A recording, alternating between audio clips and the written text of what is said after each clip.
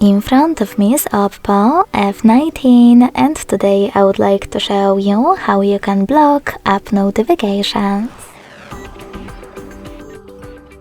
First of all, go into Devices Settings and scroll down just a bit to access Notifications and Status Bar. Following that, click on Recent next to App Notifications and select the best option for you, in my case, Frequency.